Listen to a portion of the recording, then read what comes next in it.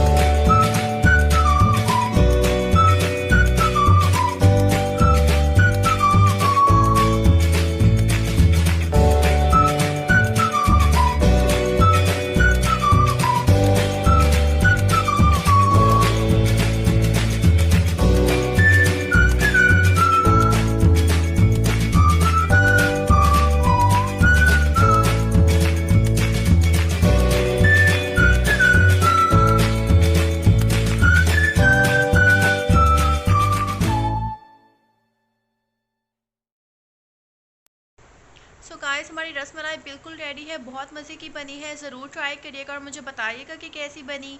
और मुझे comment box में बताइएगा नेक्स्ट वीडियो कौन सी होनी चाहिए। मैं नीचे आपको लिंक दे देती हूँ इंस्टाग्राम का, वहाँ जाकर भी मुझे फॉलो करें, मुझे पिक्चर शेयर करिएगा ताकि मैं स्टोरी पे लगा सकूँ। तो मिलते हैं हमारी नई वीडियो पे, तब तक के लिए अपना ख्याल रखिए। टेक केयर, अल्लाह हाफिज़।